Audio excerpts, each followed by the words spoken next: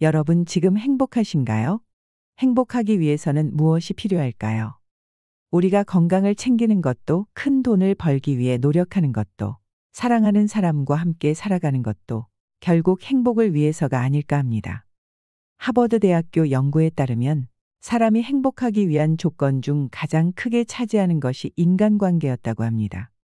우리를 둘러싸고 있는 인간관계가 어떻게 형성되어 있느냐에 따라서 행복감을 느끼는 정도가 달라진다는 것인데요.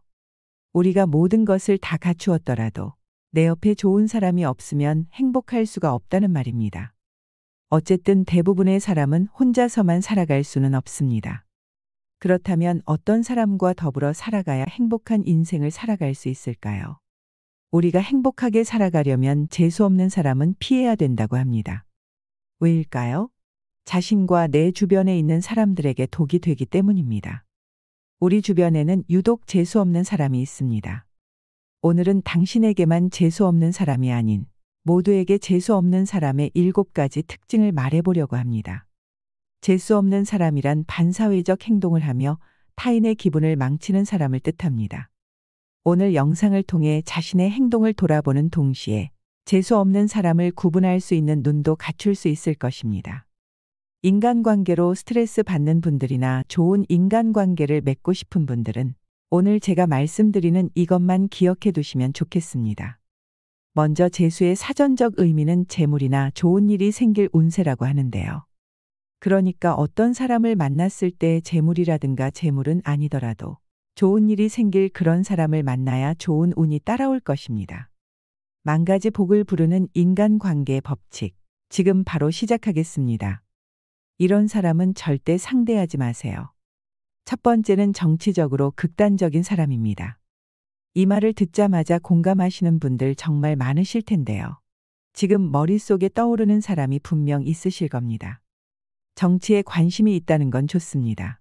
그런데 극단으로 치우쳐서 정치 얘기만 나오면 흥분하시는 분들이 있습니다. 입에 담지 못할 욕부터 나오고 나와 생각이 다르면 바보 취급을 하는 경우도 다반사입니다. 이런 사람은 만나서 하는 얘기가 전부 정치 얘기밖에 없습니다. 다른 얘기 좀 하고 싶어서 말을 꺼내면 어느샌가 다시 정치 얘기로 돌아와서 그 얘기만 하는 겁니다. 실제로 화목하자고 모인 가족 모임에서 정치 얘기를 꺼냈다가 치고받고 싸우고 다투는 경우가 부지기수입니다. 나와 다른 정치 성향을 가진 것만으로도 가족의 연을 끊는 경우도 발생합니다. 평생토록 친구였던 사이도 한순간에 멀어지게 만드는 것이 바로 이것입니다. 요즘 사회적으로도 정말 많은 문제가 되고 있는데요. 특히나 나이가 들수록 이해의 폭이 넓어지는 분들도 계시지만 고집스럽고 생각의 유연함이 떨어지는 사람도 있습니다. 흑과 백으로 나눠서 사람을 판단하고 하루 종일 정치 얘기만 하시는 분들은 주위에 좋은 사람들이 많이 모여들지 않습니다. 사람마다 생각이 다를 수 있는 것을 인정해야 합니다. 이것도 있을 수 있고 저것도 있을 수 있다는 것입니다. 좌도 있을 수 있고 우도 있을 수 있지요. 그러면 그렇게 서로 수용하고 너는 입장이 그렇구나. 나는 이런 입장이다 하면 됩니다. 정치 가지고 너무 세세하게 이게 옳다 그르다 따지기 시작하면 끝도 없습니다.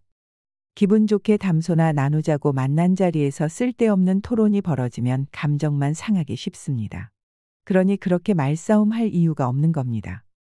아득바득 너 같은 놈은 상대 안 해. 이런 식으로 말이 나오게 되면 정말 곤란합니다. 자기 말이 무조건 맞다고 생각하고 다른 사람의 말은 안 들으려 하는 사람은 발전이 없습니다. 어떤 문제 상황에서도 내가 최고고 내 방식대로 타인을 통제할 수 있다고 자부하는 사람은 곁에 둘 필요가 없습니다. 그들은 당신의 마음에 관심이 없고 당신의 말에 집중하지 않습니다. 제가 얼마 전에 본 분도 가족 간의 명절 때 정치 얘기를 나누다가 네 말이 맞니? 내 말이 맞니? 첨예하게 대립을 했다고 합니다. 이제는 그냥 거의 남이라고 해도 믿을 만큼 사이가 벌어져서 회복 기미도 없다고 하는데요. 옆에서 가족들이 아무리 그만하라고 말려도 그 이상한 자존심 때문에 결국 사이가 틀어진 것입니다. 아마 우리 구독자분들 중에서도 이런 경우가 참 많을 것입니다. 스스로 정치 성향이 극단적인 것 같다는 생각을 하시는 분들은 차라리 그 소신을 입 밖으로 드러내지 않는 것도 모두의 평화를 위한 방법이 될 수 있습니다. 두 번째는 궁합이 안 맞는 사람입니다. 여기서 말하는 궁합은 사주를 따져서 맞는지 안 맞는지를 본다기보다 나와 합이 안 맞는 사람을 말합니다. 요즘 말로 케미가 안 맞다 그러지요. 우리가 사회생활을 하다 보면 별별 사람이 다 있습니다. 어쩔 수 없이 사람을 만나야 하는 직업을 가진 사람들은 사람한테 질렸다고 표현하는 사람도 많지요. 마음 힘든 것보다 몸 힘든 게 낫다고 하는 사람도 많습니다. 육체적인 노동보다 감정적인 노동이 더 힘들 수도 있는 것입니다. 그런데 곰곰이 반대로 생각하면 그 별난 사람에게는 내가 별나다고 생각될 수도 있는 것이지요. 모든 것이 상대적입니다. 그냥 잘 지내고 싶어도 이상하게 나와 안 맞는 사람이 있습니다. 노력한다고 해서 억지로 되는 것은 아닌 경우입니다. 자라온 환경이나 생각하는 방식이 너무 다르면 억지로 그 관계를 이어나가려고 하다가 오히려 더 오해를 사고 관계가 틀어지는 경험을 하게 될 때가 있습니다. 그럴 때는 애써 그 인연을 붙잡으려고 할 필요가 없습니다. 그리고 상대를 이해시키려고 할 이유도 없는 것이지요. 어느 정도 인간관계의 도가 트인 사람은 이 사람하고는 만나지 말아야겠다 하고 판단되는 순간이 옵니다. 나와 아닌 인연을 끊어낼 줄 아는 것도 살아가는 지혜입니다. 굳이 내가 스트레스 받아가면서 무리해서 맞춰갈 필요는 없는 것입니다. 주위에 나와 잘 맞는 사람과 잘 지내시면 됩니다. 나와 안 맞는 사람하고 같이 있으면 있을수록 나중에 나에게 독이 되어 돌아올 수도 있으니 그런 사람과는 교류하지 말고 피하시기 바랍니다. 셋째는 내가 해준 만큼 꼭 돌려받으려는 사람입니다. 이런 사람을 계산이 빠른 사람이라고도 하는데요. 계산만 빠른 게 문제입니다. 도움을 요청할 때 도움을 주려면 군말 없이 해주면 고마운데 그러면 너는 뭐 해줄래 하고 꼭 토를 다는 사람이 있습니다. 이기적이고 자기 것만 챙기는 사람은 만나도 내 정신건강에 별로 도움이 되지 않습니다. 누군가를 도와줄 때에는 순수하게 도와주는 게 제일입니다. 정말 피치 못할 상황에 마음이 아파서 친구에게 돈을 빌려주더라도 빌려주는 게 아니라 그냥 준다 생각하고 주는 게 낫다고 말하는 사람도 많지요. 내가 좋은 일이 생겼을 때에도 축하한다고 내가 한턱 낼게 말하는 사람이 있고 오히려 너가 한턱 내 이렇게 말하는 사람이 있습니다. 나이가 들면 양적인 것보다 질 좋은 인간관계가 더 의미 있다는 것을 알게 됩니다. 친한 친구 3명만 있어도 충분하다는 생각이 들 때가 오지요. 그래서 깊은 후회가 없는 마당발은 자랑할 것도 못 되는 것입니다. 특히나 이렇게 이기적인 사람을 곁에 아무리 많이 둔다고 해도 부러울 것이 하나 없는 것과 같은 이치입니다. 우리가 착각하는 것 중에 하나가 인맥이 넓고 또 많은 사람이 성공한 사람이라고 생각하는 것입니다. 하지만 무조건 많이 만나는 게 좋은 건 아니지요. 나이가 들수록 나와 결이 맞는 사람을 가까이 하는 것이 좋습니다. 사람을 사귀는 것에 있어서도 나에게 도움이 될 사람, 안 될 사람을 구분해서 사귀는 사람들이 있습니다. 그것은 거래할 사람을 찾는 것이지 진정한 친구를 찾는 것이 아닙니다. 이것저것 따지면서 사람을 만나는 사람들은 주위에 똑같은 사람만 모여들게 됩니다. 결국 스스로 무덤을 파는 것입니다.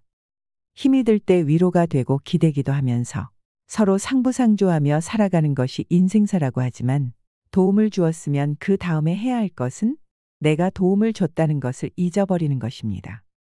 도움을 준 사람이 그것을 꼭 붙들고 내내 기억하고 있으면 도움을 받았던 사람도 그 고마움이 오래가지 못합니다. 하지만 도움을 주고 그것을 잊고 살면 그것이 복이 되어 나에게 돌아옵니다. 도움을 주고 나서 괜한 생색을 내거나 그걸 기억하고 있다가 내가 저번에 이거 해줬잖아. 그럼 너는 뭐 없냐? 맨입으로 지나가는 거야? 이렇게 말을 하는 사람은 정말 바보입니다. 해주고 욕먹는다는 말이 있습니다. 이런 경우가 그렇습니다. 사람의 성향을 3가지로 분류해보면 받는 것보다 주는 것을 좋아하는 사람은 기버라고 합니다. 그리고 준 것보다 더 많이 받으려는 사람을 테이커라고 하지요. 그리고 받은 만큼 돌려주는 사람은 매처입니다. 많이 베푸는 사람이 많이 얻을 수 있습니다. 그렇다면 당신은 어떤 사람이 되고 싶으신가요? 사람은 준 것은 잘 기억하지만 받은 것은 잘 기억하지 못합니다. 하지만 준 것은 잘 잃어버리고 받은 것은 잘 기억해야 됩니다. 상대방이 나에게 내가 준 것의 80% 정도를 주었다라고 느꼈다면 상대방은 나에게 내가 준 것의 100% 이상을 준 것이라는 마음가짐을 가져서 상대방에게 감사하고, 반대로 내가 상대방에게 100을 줘도 상대방은 100으로 느끼지 못한다는 점을 인지하고 산다면 이 세상이 조금 더 평화로워지지 않을까요? 상대에게 받기만 바라는 마음이 자신의 눈을 멀게 한다고 합니다. 반면 먼저 준다, 받은 것보다 더 많이 돌려준다는 마음이라면 악연을 피하고 좋은 인연을 만날 수 있을 것입니다. 넷째는 거짓말을 잘하는 사람입니다. 훌륭한 군자는 타인을 잘 믿는 사람이라고 합니다. 여기서 잘 믿는다의 의미는 무작정 아무나 믿는다는 게 아닙니다. 어떤 일을 잘해낼 사람을 찾아서 그에게 전적인 신뢰를 준다는 걸 의미합니다. 거짓말을 밥 먹듯 하는 사람은 믿을 수 없습니다. 당신 주변에 이왕이면 믿음직하고 확실한 사람을 곁에 두세요. 가족이라 할지라도 거짓과 허위 과장이 심한 이는 멀리하는 것이 좋습니다. 주변인들 중에 거짓말을 밥 먹듯이 하는 사람과는 어차피 진실로 친해질 수 없습니다. 그런 관계에서는 신뢰가 없기 때문입니다. 이런 이들의 특징은 말을 잘 꾸미고 나름 재미있게 상황을 연출하기도 합니다. 하지만 잘 들여다보면 진실과 전하고자 하는 핵심이 없습니다. 허세와 과장 그리고 거짓으로 물든 인생만이 있을 뿐입니다. 그리고 허풍을 떨고 허세가 심한 사람은 멀리하는 게 좋습니다. 작은 것도 크게 부풀려서 말하는 것은 나쁜 습관입니다. 특히나 이런 사람들은 타인의 험담을 잘 늘어놓습니다. 중심이 없고 심리적으로 불안하기 때문입니다. 남을 험담한다는 것은 자신이 불안하고 약한 사람이라는 증거입니다. 오랜 시간을 그렇게 살아온 사람들일수록 사실과 추측을 구분하지 못합니다. 그저 몇몇 사람이 추측한 걸 토대로 사실인 양 떠벌리고 다니지요. 그로 인해 잘못된 정보가 전달되고 애꿎은 사람에게 상처를 주며 조직 내에 적을 만듭니다. 이런 사람을 곁에 두면 자칫 잘못하면 사기를 당할 수도 있습니다. 사람을 잘 믿는 사람들은 이런 사람에게 속기 쉽습니다. 따라서 뻥튀기 하는 이런 사람은 피하고 멀리하는 게 좋습니다. 다섯 번째는 나의 아픈 곳을 콕콕 찌르는 사람입니다. 어떤 사람과 만나고 집에 돌아오면 기분이 좋은 것이 아니라 찝찝함만 남기는 사람이 있습니다. 뭔가 굉장히 감정이 소모스럽고 피로감이 몰려옵니다. 내 소중한 시간을 낭비했다는 생각이 듭니다. 기가 빨린 느낌이라고도 표현하는데요. 만날 때마다 편안한 게 아니라 오히려 예민하게 되고 신경 쓰이게 만드는 사람이 있습니다. 예를 들면 어떤 말로 사람의 염장을 지르고 의도적으로 그러나 싶을 정도로 기분 나쁜 말을 아무렇지 않게 하는 사람입니다. 남을 깎아내리면서 본인의 우월감을 느끼려고 하는 사람 같습니다. 농담을 해도 상대가 함께 기분이 좋아야 농담이지, 상대가 기분이 나쁘게 되면 그것은 농담이 아니라 희롱이라고 합니다. 그리고 디스를 하고 싶다면 아무리 편한 사이라도 남을 디스하면서 얻는 기쁨이 아니라 본인을 셀프 디스하면서 얻는 재치를 발휘해야 합니다. 본인을 디스하면 농담이 될 수도 있습니다. 하지만 내가 상대의 마음을 모르는데 내가 괜찮을 것 같다고 마구잡이로 상대방을 희롱하는 말을 하는 것은 옳지 않습니다. 상대방에게는 상처가 될 수도 있기 때문입니다. 그래서 말을 함부로 하는 사람과는 멀리하라는 것입니다. 특히나 비밀은 나만 알고 있는 게 좋지만 내가 정말 힘들 때 터놓았던 비밀을 이야깃거리로 안주 삼아 말을 하는 사람도 멀리해야 합니다. 만나서 스트레스 받는 관계는 억지로 유지하실 필요가 없습니다. 각자가 맞는 사람과 어울리면 됩니다. 행복하기 위해 사람을 만나는 것이지 불행하기 위해 만나는 것은 아니니까 말이죠. 여섯 번째는 부정적인 기운을 내뿜는 사람입니다. 항상 부정적인 사람과 같이 있으면 나도 같이 그렇게 되기 쉽습니다. 매사를 긍정적으로 보고 잘 웃는 사람과 함께 하세요. 자신만 긍정적인 사람이면 되지 않느냐고 생각할 수 있지만 그렇지 않습니다. 부정적인 사람들은 내가 가진 긍정적 에너지마저 빼앗아갑니다. 그들은 어떤 아이디어의 가능성이나 잠재력에 주목하기보단 불확실성이나 부정적 측면에만 몰두합니다. 나 또한 그런 사람과 같이 패배주의에 빠져서 헤어나올 수 없게 되는 것입니다. 실제로 사람마다 뿜는 아우라가 있다고 합니다. 기라고도 하는데요. 좋은 기운을 가진 사람과 같이 있으면 나도 절로 좋은 기운을 가지게 됩니다. 하지만 별것도 아닌 걸로 의기소침해하고 기분을 망치는 사람은 그 사람의 얼굴에도 우울함이 드러납니다. 그것이 나에게 전이가 됩니다. 사람의 감정은 쉽게 전이되는 특성이 있습니다. 이것은 과학적으로도 증명된 사실입니다. 이상하게 잘 될 일도 안 풀리고 몸과 정신이 축 처지는 경험을 하게 되지요. 특히 남을 험담하고 피해의식이 있는 사람과는 가까이 하지 않는 것이 좋습니다. 피해의식에 젖어 있는 사람은 언제나 변명하며 남 탓을 합니다. 여러 유형들 중 최악이라고 할 수 있습니다. 이들은 책임감이 없으며 주변 사람들을 비난하기 바쁩니다. 내가 존경할 수 있고 닮고 싶은 사람과 만나세요. 배울 점이 있는 사람과 함께해야 내가 더 좋은 사람이 될 수 있습니다. 좋은 사람 곁에는 좋은 사람이 모이고 그렇지 않은 사람 곁에는 그런 사람이 모입니다. 흔히 우리가 표현하기를 끼리끼리라고 하죠. 내가 좋은 사람과 함께할 그릇을 키우면 그 그릇에 좋은 사람을 담을 수 있는 것입니다. 7번째는 상식이 통하지 않는 사람입니다. 상식이 안 통하는 사람은 다른 사람의 기분을 망치는 독설을 잘합니다. 이런 사람은 공감 능력이 부족해서 어떤 일에 기뻐하거나 다른 사람을 진심으로 축하하는 것을 잘 하지 못합니다. 예를 들어 동료나 친구가 취업을 하면 축하 대신에 야, 네가 어떻게? 네 주제에 어떻게 취업했냐? 운이 좋았나 보네? 거기 인사 담당자들이 좀 모자란가? 너 그 회사에 연줄 있냐? 이런 식으로 말을 합니다. 우리가 봤을 때는 아주 비상식적입니다. 저런 상황에서 친구라면 당연히 진심 어린 축하를 해주지 않을까요? 그리고 얻어먹기는 잘하면서 본인이 사는 것은 하지 않는 사람도 염치가 없고 고마움을 모르기 때문에 비상식적이라고 할 수 있습니다. 밥이라고 하는 게 그냥 밥이 아닙니다. 관계입니다. 나는 이 친구를 만나서 밥을 10번도 더 샀는데 이 친구는 한두 번 살똥말똥합니다. 이런 사람은 밥을 사고 안 사고를 다 떠나서 나를 중요하게 여기지 않는다는 것입니다. 걸러내야 한다는 메시지이기도 합니다. 이런 사람에게 밥 살 돈이 있다면 차라리 기부하는 것이 좋습니다. 짐승도 고마움을 아는데 인간이 고마움을 모른다면 짐승만도 못한 것입니다. 그리고 이런 사람은 자기만 아는 사람입니다. 이렇게 속이 좁은 사람과는 사귀어봤자 괜히 속만 부글부글하고 스트레스 받습니다. 어느 강의장에서 강사가 청중에게 물었습니다.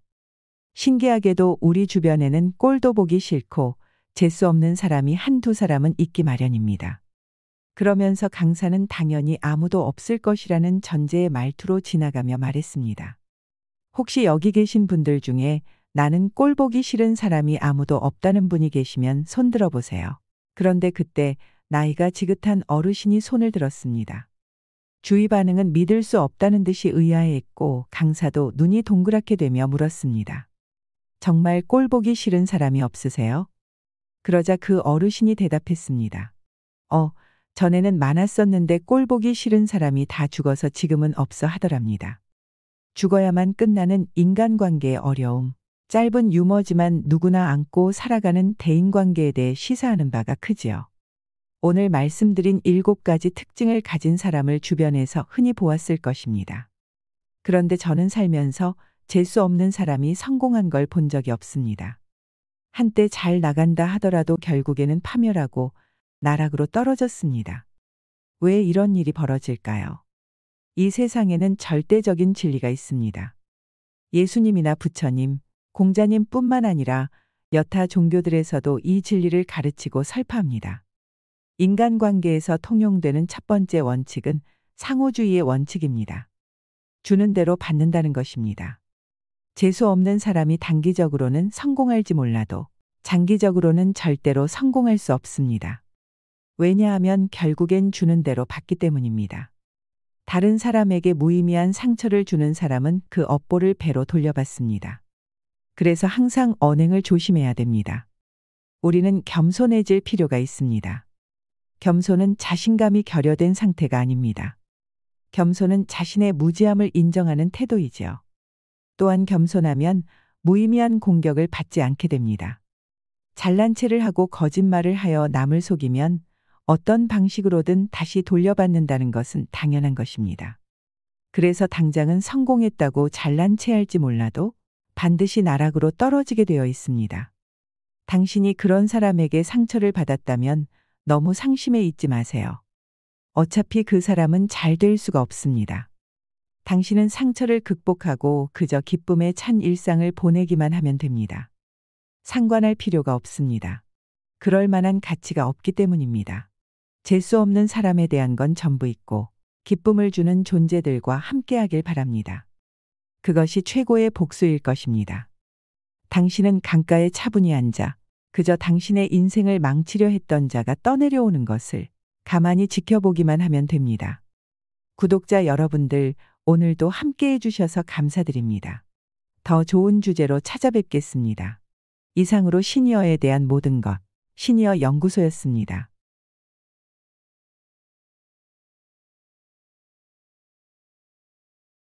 사람들은 가슴에 남모르는 불빛 하나를 안고 살아가고 있다고 합니다. 그 불빛이 언제 환하게 빛날지 아무도 모릅니다. 그 불씨로 말미암아 언제나 밝은 얼굴로 살아가는 사람이 됩니다. 사람들은 가슴에 남모르는 어둠을 한 자락 덮고 살아가고 있습니다. 그 어둠이 언제 거칠지 아무도 모릅니다. 그러나 그는 그 어둠 때문에 괴로워하다가 결국은 그 어둠을 통해 빛을 발견하는 사람이 됩니다.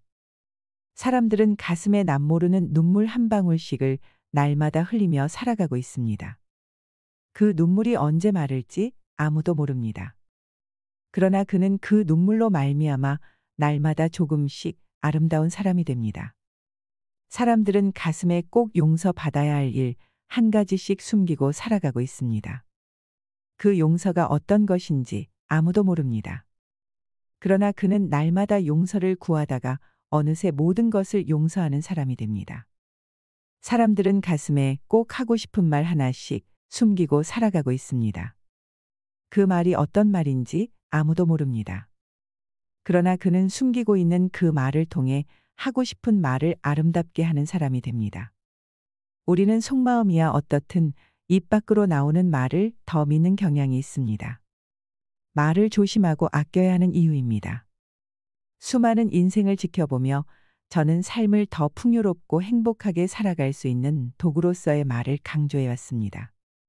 과장을 좀 보태자면 말만 조심히 해도 인생의 절반은 성공한 셈입니다. 말 잘하는 법에 대해 궁금해하는 사람들이 많은데 별로 어렵지 않습니다. 해야 할 말과 하지 말아야 할 말을 구분하면 됩니다. 하지 말아야 할 말만 안 해도 성공입니다. 나는 과연 말을 조심히 잘 쓰고 있는 것일까요? 말을 할 때는 다음에 10가지를 명심해야 합니다. 첫째, 상스러운 말은 하지 마세요. 욕이나 비하하는 말은 말 가운데 가장 낮은 하수입니다. 둘째, 상대가 제일 싫어하는 말은 절대 하지 마세요. 누구나 정말 듣기 싫은 말이 있습니다. 그 말은 뇌관입니다. 건드리면 폭발합니다. 셋째, 남과 비교하는 말은 피해야 합니다. 3살 먹은 아이부터 80살 먹은 노인까지 남과 비교하면 정말 기분 나쁩니다. 넷째, 인격을 무시하는 말로 공격하지 마세요. 자존심을 건드리면 관계를 회복하기 어렵습니다. 두고두고 원망만 들을 뿐입니다. 다섯째, 상대 가족을 헐뜯지 마세요. 본질과는 아무 상관도 없는 상대의 가족은 어떤 상황에서도 건드리지 말아야 합니다. 여섯째, 폭탄 선언은 제발 참으세요. 헤어지자, 이혼하자, 사표 내야지 등 이런 이야기는 정말 마지막에 하는 말입니다. 일곱째, 유머 있는 대화의 기술이 필요합니다. 무슨 이야기든 심각할 필요는 없습니다. 여덟째, 분명한 말은 오해를 남기지 않습니다. 확실한 예스와 확실한 노는 연습해야 잘할 수 있습니다. 아홉째, 비비꼬는 꽈배기 말은 하지 마세요. 마음이 꼬여 있을 때는 침묵하는 게 낫습니다. 열째, 사람을 죽이는 독 있는 말도 있습니다. 말은 세상에서 가장 무서운 독이 되기도 하고 명약이 되기도 합니다. 내가 어떤 사람인지는 평소 쓰는 말을 살펴보면 알 수 있습니다. 내가 얼마나 잘 살았는지, 어떤 인생을 살고 있는지 궁금하다면 지금 어떤 언어를 쓰고 있는지 살펴볼 일입니다. 당신이 내뱉는 말이 곧 당신이다. 하늘이 무너졌을 때 솟아날 구멍을 찾아내는 사람은 솟아날 구멍이 있다고 믿고 찾아 나서는 사람이라고 합니다. 말 습관만 바꿔도 내 삶을 원하는 대로 이끌 수 있지요. 말이 중요하다는 걸 아는 사람은 많습니다. 그러나 어떻게 말해야 하는지 아는 사람은 많지 않습니다. 말이 주는 힘과 능력은 우리가 생각하는 것보다 훨씬 더 강력합니다. 우울한 마음이 들고 삶에 복잡한 문제가 있을수록 사용하는 언어를 품격 있게 바꾸어야 합니다. 인생에서 승리를 거머쥔 사람들의 공통점은 바로 긍정적인 언어로 스스로를 무장한다는 것입니다. 잘 살고 싶다면, 성공하고 싶다면 그것이 찾아오기를 기다리지 말고 끌어당겨야 합니다. 그 마법 같은 힘은 우리의 말 속에 숨어 있습니다. 말을 바꾸면 인생이 바뀐다. 첫째, 뇌는 말하는 대로 믿는다. 우리 삶의 경험을 그대로 나타내는 말을 효과적으로 선택하면 활력을 주는 감정을 불러일으킬 수 있다. 반대로 말을 잘못 선택하면 사람이 순식간에 황폐해진다. 그런데도 대부분의 사람은 자신이 사용할 말을 아무 생각 없이 선택한다. 자신이 가진 가능성의 미궁 속을 생각 없이 몽유병자처럼 떠돌아다니는 셈이다. 현명한 선택으로 말이 얼마나 큰 힘을 발휘하는지 깨달아야 한다. 우리는 말로 뇌를 속일 수 있다. 희망차고 긍정적인 말을 꾸준히 되풀이하면 뇌는 점차 그것을 믿기 시작한다. 말의 변화가 뇌의 잠재력을 이끌어내는 것이다. 이로써 우리는 어렵고 힘든 상황에서도 돌파구를 찾아내고 실현할 수 있다. 생각은 자석이다. 생각에는 주파수가 있다. 당신이 생각할 때 그 생각은 우주로 전송되어 같은 주파수에 있는 비슷한 것들을 자석처럼 끌어당긴다. 전송된 것은 모조리 원점으로 되돌아간다. 그리고 원점이란 바로 당신이다. 말의 힘은 자신 내부의 잠재력을 끌어올릴 수도 있고 외부의 힘을 끌어당길 수도 있다. 요컨대 말의 힘은 자신과 현실을 변화시킨다. 둘째, 말하는 대로 행동이 바뀐다. 부정적인 단어 혹은 문장을 말하면 신체 능력이 떨어지거나 부정적인 행동을 유발하고, 긍정적인 단어나 문장을 말하면 신체 능력이 높아지거나 긍정적인 행동을 촉진하게 된다. 이처럼 말의 힘을 통해 우리는 자신의 삶을 통제하고 긍정적인 방향으로 이끌어갈 수 있다. 긍정의 힘의 저자 조엘 오스틴은 말이란 자신에게 하는 예언이라고 했다. 그의 말에 따르면 많은 사람이 나는 안 돼, 난 할 수 없어, 내게 성공 따윈 일어나지 않아 등 부정적인 말을 함으로써 자기 자신을 실패자라고 단정해버린다. 이를 피하기 위해 그는 긍정적인 말을 사용하라고 강조한다. 말은 씨앗과 비슷하다. 입 밖으로 나온 말은 우리의 무의식 속에 심어져 생명력을 얻는다. 그리고 뿌리를 내리고 자라서 그 내용과 똑같은 열매를 맺는다. 우리가 긍정적인 말을 하면 우리 삶은 긍정적인 방향으로 펼쳐진다. 부정적인 말은 부정적인 결과를 낳는다. 패배와 실패를 말하면서 승리의 삶을 살려고 애써봐야 아무 소용없다.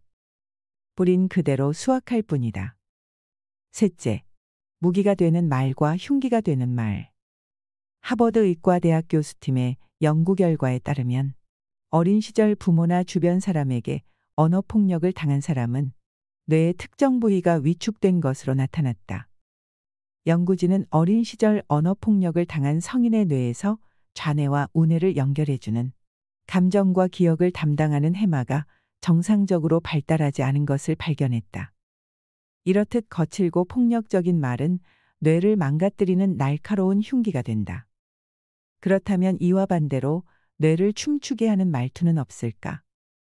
사랑해, 늘 최선을 다해줘서 고마워, 내가 늘 옆에서 지켜보면서 응원하는 거 알지? 이처럼 사랑을 담은 말은 듣는 사람의 뇌를 춤추게 한다. 그 이유는 바로 옥시토신이라는 호르몬 때문이다. 옥시토신은 사랑의 호르몬이라고도 불리며 분노와 불안을 감소시켜주고 행복감을 가져다 준다. 또한 옥시토신 분비를 촉진하는 위로와 격려, 칭찬은 대화 지능을 높인다고 한다. 긍정적인 말은 말하는 사람은 물론 듣는 사람까지 모두의 뇌를 춤추게 한다. 넷째, 내가 한 말이 나를 만든다.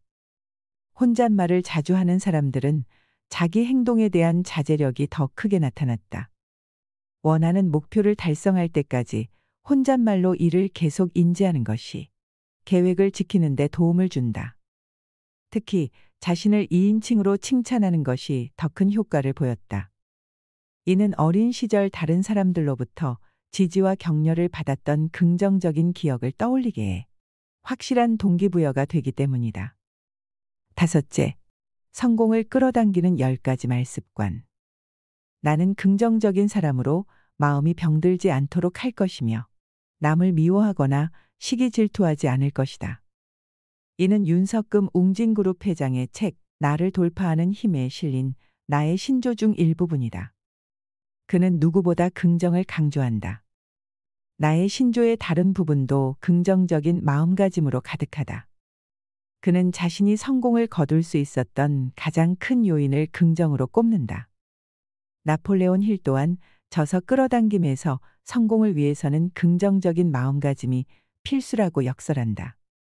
자신의 성공을 조금도 의심하지 않는 긍정적 마음가짐이 끌어당김의 힘을 발현시켜 성공을 현실로 바꿔준다는 것이다. 긍정적인 말은 곧 성공을 끌어당기는 주문이 된다. 그에 따르면 긍정적인 사람이 긍정적인 생각을 만드는 강력한 말 10가지는 다음과 같다. 제가 틀렸습니다. 미안합니다. 당신은 할 수 있습니다. 당신의 능력을 믿습니다. 당신이 자랑스럽습니다. 감사합니다. 당신이 필요합니다. 당신을 믿습니다. 당신을 존중합니다. 사랑합니다. 긍정적인 생각을 만드는 말을 매일 실천해보자. 말을 바꾸면 자존감이 자란다. 첫째, 행복은 찾는 게 아니라 만드는 것이다. 행복하냐고 물으면 이처럼 부정적인 대답을 내놓는 사람이 많다. 그들은 행복의 조건을 따져 물으며 지금 행복하지 않은 이유를 논리적으로 설명하려 든다. 누군가 그러라고 강요한 것도 아닌데 그들은 자신의 불행을 당연하게 받아들인다. 그러곤 불행한 삶을 살아갈 수밖에 없다고 한탄한다. 그러나 행복은 외부의 작용으로 주어지는 게 아니다. 행복은 내가 나에게 주는 선물이다. 그 선물의 존재를 깨닫고 개봉하는 순간 주위의 환경과 상관없이 행복을 얻을 수 있다. 행복은 우리 내면에 이미 갖추어져 있기 때문이다. 인간이 불행한 것은 자기가 행복하다는 것을 모르기 때문이다. 이유는 단지 그것뿐이다. 그것을 자각한 사람은 곧 행복해진다. 그러니 행복하다 혹은 나는 행복해 같은 말을 의식적으로 소리내어 말하도록 하자. 의기소침하고 위축되어 있던 뇌가 행복의 기지개를 켤 수 있도록 말이다. 그러면 자존감이 튼튼해지고 정말로 행복이 찾아오기 시작한다. 둘째, 모든 단점은 장점이 될 수 있다. 자기 장점을 굳게 믿는 사람만이 객관적으로 참된 자기 초상을 가질 수 있다. 그런 초상을 가질 때 비로소 우리는 창조적이고 만족스러운 인생을 설계할 수 있다. 그러니 우리는 부정적인 테이프가 고집스럽게 돌아갈 때마다 그것을 압도할 수 있는 긍정적인 테이프가 반드시 필요하다. 스스로를 귀하게 여기지 못하기 때문에 자신의 장점은 물론 다른 사람의 장점도 보지 못하고 결국 바른 인간관계를 맺지 못하는 것이다. 자신에게 장점이 없어서 자신을 귀하게 보지 못하는 것이 아니다. 자신에게 커다란 장점이 있음에도 불구하고 자기를 귀하게 여기는 자존감이 없기 때문에 자신의 장점을 보지 못하는 것이다. 자기 자신이 못나고 무능한 실패자라고 생각하는 사람은 잠시 스스로에 대한 불신을 거두고 자기 내면의 소리에 귀 기울여 보자. 자신의 장점을 큰 소리로 외칠수록 무럭무럭 자라나는 자존감을 느낄 수 있을 것이다. 셋째, 단어 하나만 바꿔도 인생이 달라진다. 못 배우고 병약하고 가난한 집에서 태어난 것이 나의 가장 큰 행복이다. 이 말은 경영의 신으로 불리는 마스시타 고노스케의 말이다. 실제로 그의 성장 환경은 불우했다. 그는 가난한 집안에서 병약한 몸을 갖고 태어났으며 초등학교조차 제대로 졸업하지 못했다. 보통 사람이라면 자신의 처지를 비관하며 살아갔을지도 모른다. 그러나 마스시타 고노스케는 달랐다. 그는 자신의 약점을 오히려 발전의 요인으로 여겼다. 때문에라는 부정적 말투 대신 덕분에라는 긍정적 말투를 사용하는 것이 그 비결이었다. 이렇듯 때문에라고 말하는 사람과 덕분에라고 말하는 사람은 상황을 받아들이는 태도에 큰 차이를 보인다. 그리고 이러한 태도의 차이는 결국 결과의 차이로 이어진다. 사람의 인생을 결정짓는 것은 환경과 조건뿐만이 아니다. 그보다 중요한 건 이를 받아들이는 마음 자세다. 자신이 어떤 환경에 처해 있든 매사를 긍정적이고 낙관적으로 받아들이려는 태도가 중요하다. 넷째, 도망쳐 도착한 곳에 낙원은 없다. 우울과 화가 마음속에 가득 차면 결국 그 화살은 나 혹은 상대방에게 돌아가기 마련이다.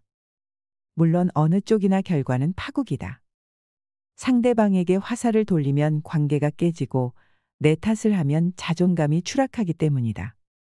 우울증과 화에 지혜롭게 대처하는 요령은 사실을 있는 그대로 받아들이되 그것에 휘둘리지 않는 것이다. 스트레스 면역학자 병광호 박사는 스트레스를 받는 상황이 발생했을 때 아니야, 괜찮아. 다시 생각해보자 라고 말하며 마음을 조절하라고 조언한다.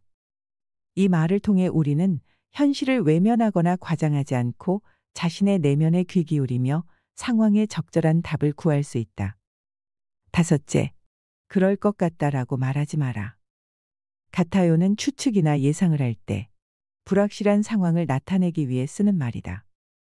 내일 비가 올 것 같아요처럼 말이다.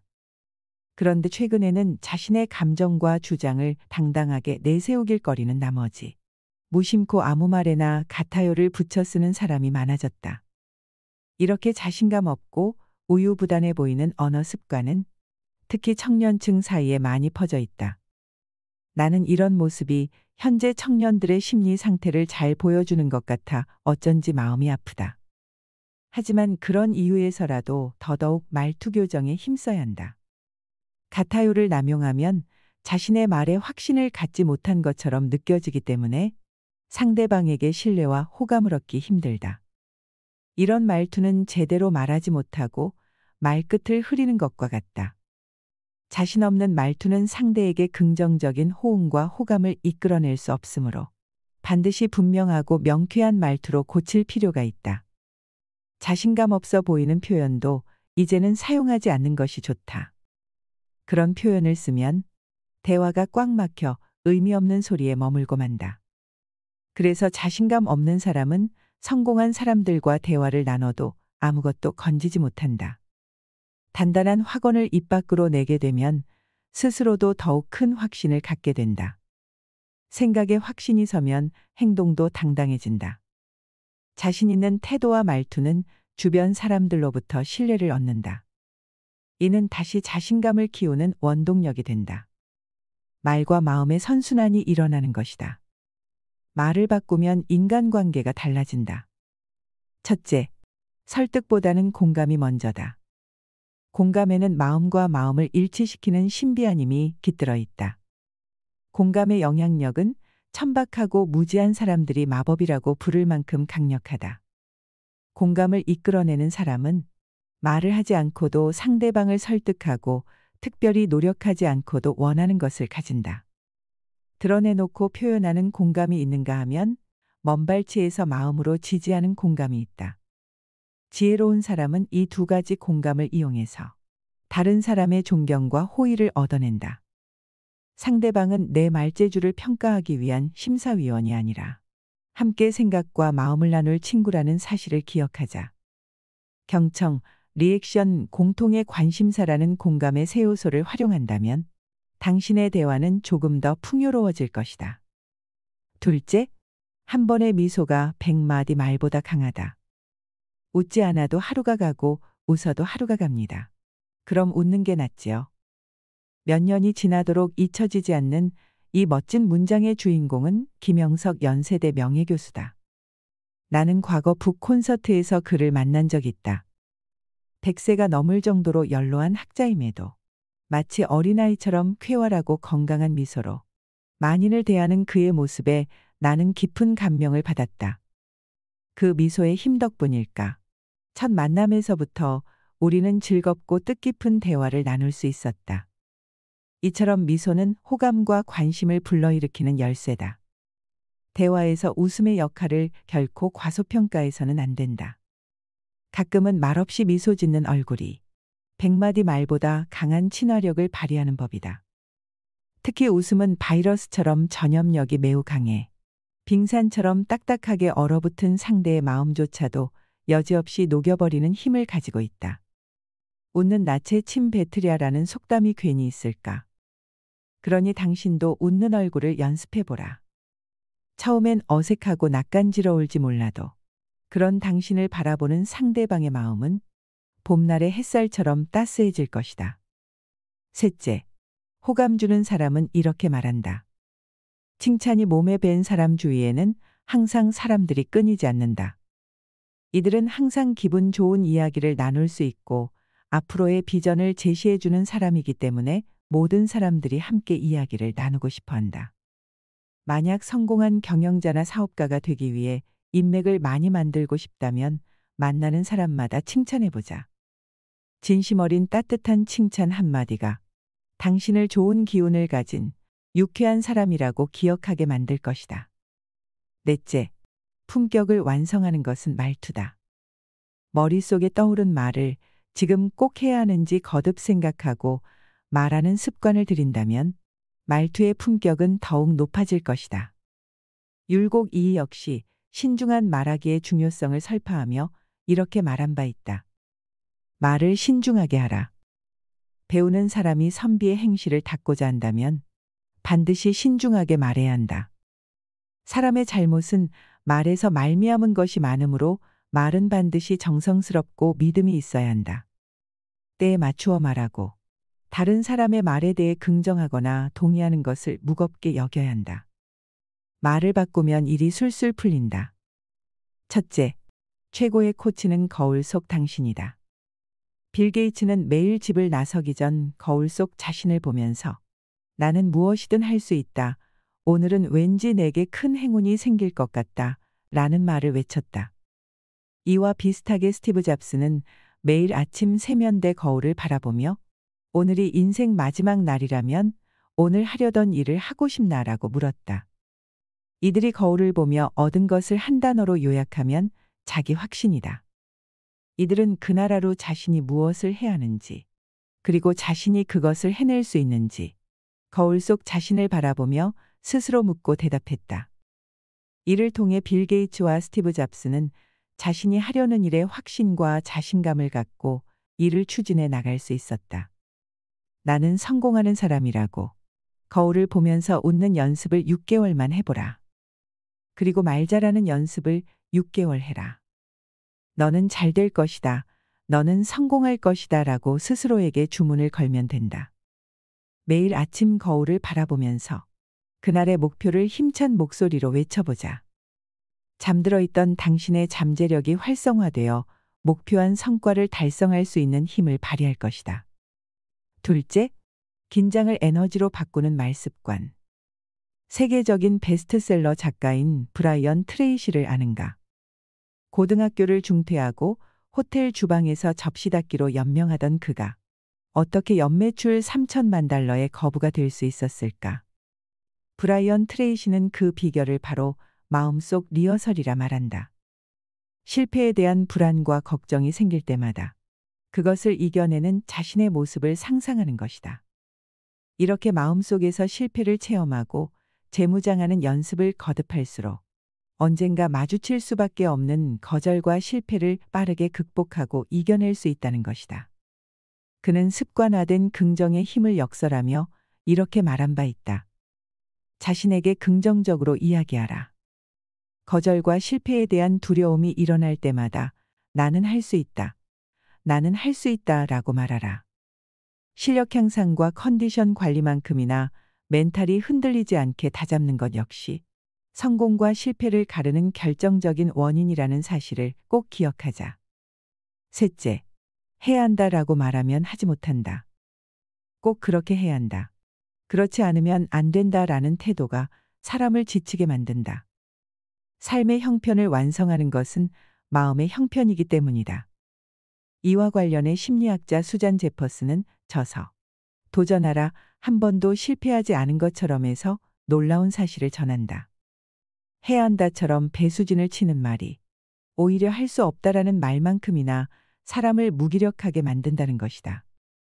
말을 바꾸면 돈이 풍족해진다. 첫째, 돈그릇을 키우는 말습관. 지긋지긋한 가난에서 벗어나고 싶어요. 이렇게 벌어서 언제 부자가 될 수 있을까요? 우리는 주변에서 위와 같은 신세 한탄을 자주 들을 수 있다. 가끔씩은 우리 마음속에서도 말이다. 그런데 이런 말투를 잘 살펴보면 몇 가지 특징을 발견할 수 있다. 바로 마음의 초점이 풍요가 아닌 결핍에 맞추어져 있다는 것, 그리고 부를 획득할 수 있다는 자신감이 부족하다는 것이다. 바로 이런 사고방식이야말로 부를 손에 넣지 못하는 원인이다. 왕후장상의 시가 따로 있는 게 아닌 것처럼 부자가 될 운명 역시 태어날 때부터 결정되어 있는 게 아니다. 강렬히 꿈꾸고 노력하는 사람이라면 누구나 부를 거머쥘 수 있다. 그런데도 어떤 사람들은 결핍과 무기력의 말투를 떨쳐내지 못한다. 그런 말투가 자신을 스스로 빈곤의 궁지로 몰아가는데도 말이다. 이러한 말투를 버리지 못하면 가난의 운명에서 벗어날 수 없다. 말이 생각을 결정하고 생각이 운명을 결정하기 때문이다. 그러니 가난의 운명에서 벗어나 부자가 되고 싶다면 결핍과 무기력의 말투를 과감히 버려야 한다. 그리고 말과 생각을 풍요롭게 정돈해야 한다. 자기 자신을 스스로 빈곤으로 몰아넣는 다음 7가지 습성을 버려야 한다. 왜 부를 이뤄야 하는지 모르는 것. 분명한 목표를 세우지 않는 것. 끝까지 해내려는 절실함이 없는 것. 조금의 불편함도 참아내지 못하는 것. 큰 책임이 따르는 일을 피하는 것. 제 역량을 넘어서는 일에 도전하지 않는 것. 자신의 강점 대신 약점에 집중하는 것. 왜 부를 이뤄야 하는지도 모르고 분명한 목표나 절실함도 없으며 인내심과 책임감 그리고 열정이 부족한 사람은 결코 부자가 될 수 없다. 둘째, 하늘은 스스로 믿는 자를 부자로 만든다. 나는 30살의 백만장자가 될 것이다. 그렇지 않으면 오마하의 가장 높은 빌딩에서 뛰어내릴 것이다. 고작 13살밖에 안 된 어린아이가 당신 앞에서 이렇게 말한다면 어떤 생각이 들까? 호기로운 13살짜리 소녀는 정말로 30살의 백만장자가 되었고 이제는 세계 경제를 주름잡는 큰손 중에 큰손이 되었다. 이 소년의 이름이 바로 그 유명한 워런 버핏이다. 호언장담은 꿈과 목표를 현실로 옮기는 핵심적인 비결 중 하나다. 이는 탄탄한 내공과 확실한 비전을 가진 사람이 내놓는 열망과 자신감의 선언이다. 이로써 워런 버핏은 마음속에 남아있는 의심과 두려움을 몰아내고 스스로에게 동기를 부여하며 잠재력을 끌어올릴 수 있었다. 이를 입증하는 세계적인 기업가가 있다. 바로 마윈 알리바바 회장이다. 그는 삼수를 해서 대학에 겨우겨우 진학한 데다 대학 졸업 후에는 입사 시험에 30번도 넘게 낙방하는 등 오랜 실패를 맛봤다. 그러나 마윈은 포기하지 않았다. 그는 항저우의 작은 아파트에서 시작한 알리바바를 중국 인터넷 쇼핑 시장의 거두로 성장시켰다. 중국 1위 온라인 쇼핑몰이 된 소감을 묻는 기자의 질문에 마윈은 이렇게 대답했다. 지난 15년간 알리바바는 중국인이라면 누구나 아는 이름으로 자리 잡았습니다. 하지만 곧 세계가 알리바바의 이름을 기억할 것입니다. 마윈은 자신의 말을 실현시켰다. 2014년 미국 뉴욕 증시에 상장한 알리바바는 역대 최대 규모의 자금을 끌어모으며 전 세계인에게 그 이름을 각인시켰다. 현재 알리바바는 시가총액 2,300억 달러를 돌파하며 신화를 이어가고 있다. 부자가 되길 바라는 사람은 많다. 하지만 어떤 사람은 확신을 갖고 자신의 꿈을 널리 설파하는 반면 어떤 사람은 두려움에 위축되어 감히 입 밖에도 꺼내지 못한다. 이 둘의 차이는 머지않아 어마어마하게 벌어질 것이다. 당당하게 목표를 선언하는 것만으로도 당신의 잠재력은 최대치로 발휘되어 불가능해 보이는 일도 해치울 수 있다. 선택의 여지가 없다. 부자가 되고 싶다면 당당히 호언장담하라. 셋째, 부자가 되고 싶다면 부자처럼 말해라. 현재 넉넉하지 않더라도 부자인 것처럼 행동하라. 연기를 잘하면 잠재의식이 그대로 받아들인다.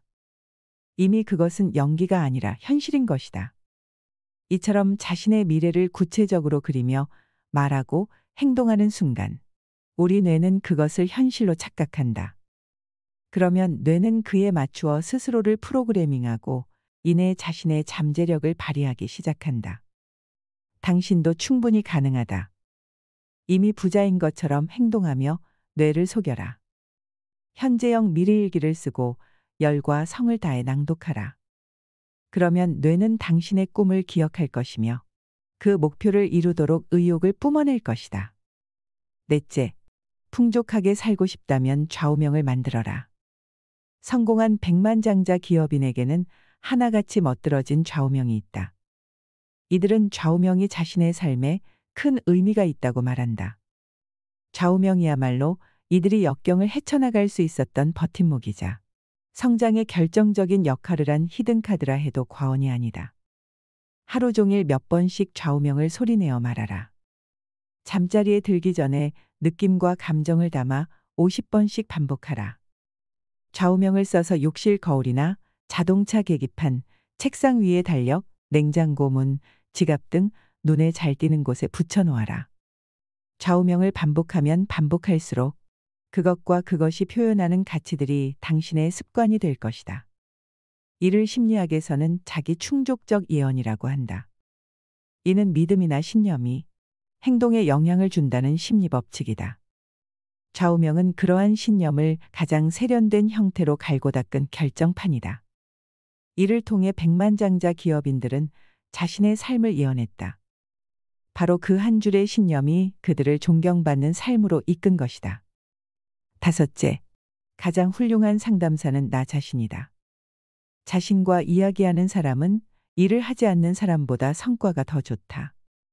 과제가 어려울 때 낮은 목소리로 자기 대화를 시작하라. 자기 대화는 어렵거나 새로운 과제를 더 주의 깊게 다루는 데 도움이 된다. 성과를 내야 하는 상황에 직면해서 어떻게 자기 대화를 하는지 주의를 기울여라. 내적 대화를 통해 성공 프로그램을 짜 넣어라. 자기 대화는 미궁 같은 문제로부터 빠져나오고 잠재된 역량을 최대한 발휘하기 위해 꼭 필요한 습관이다. 여섯째, 내뱉은 말은 무조건 지켜라. 실제로 큰 기업을 이끄는 경영자들은 모두 신용을 생명처럼 중히 여겼다. 신생신사. 말 그대로 대부분의 부자는 신용에 살고 신용에 죽는다. 부자가 신용이 없다는 것은 향후 자산 관리가 어렵다는 의미다. 부를 축적하거나 부를 지키거나 부를 활용하는 일 모두 신용을 바탕으로 한다. 신용을 미천으로 인맥을 쌓고 그를 통해 얻은 정보로 돈을 굴리는 사람이 진짜 부자다. 부자가 되려면 우선 자신의 말에 신용을 지켜야 한다. 허언을 일삼고 했던 말을 번복하는 사람과는 그 누구도 선뜻 거래를 하려 들지 않는다. 반면 무슨 일이 있어도 자신이 뱉은 말을 굳게 지키는 사람에게는 자연스레 돈이 모여든다. 말에 차곡차곡 신용이 쌓일수록 그와 비례해 부의 축적 가능성도 크게 높아진다는 얘기다. 그러니 부자가 되고 싶다면 신용의 중요성을 잊지 않도록 하자. 신용은 눈앞의 천금보다 중하다. 말을 바꾸면 미래가 달라진다. 말이 쌓이면 행동을 이루고, 행동이 쌓이면 습관을 이루고, 습관이 쌓이면 성품을 이루고, 성품이 쌓이면 운명을 이룬다. 첫째, 나의 미래를 운에 맡기지 말라. 목표를 주위 사람들에게 공공연히 말하면 이는 일종의 약속처럼 작용한다. 나름대로의 책임감이 생기는 것이다. 자신과의 약속에는 이런저런 핑계를 대며 슬쩍 빠져나가기 쉬운 반면 다른 사람과의 약속에까지 그러기는 쉽지 않다.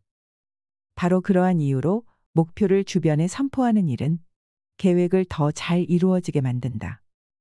우리의 말은 꿈을 이루는데 매우 중요한 역할을 한다. 꿈을 꾸는 것이나 믿음의 눈으로 꿈을 바라보는 것만으로 부족하다. 우리 인생을 향해 믿음의 말을 선포해야 하는 것이다. 말에는 엄청난 창조의 힘이 있다.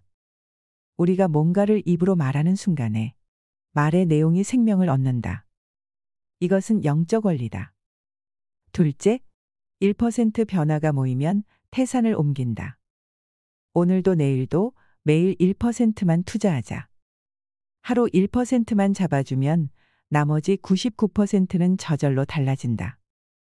1년이 되기 전에 이전과 전혀 다른 자신을 만난다. 작게 시작하자. 크게 달라진다. 모든 위대한 성취에는 반드시 작은 시작점이 있다. 1%는 우스워 보일 정도로 아주 작은 수치다.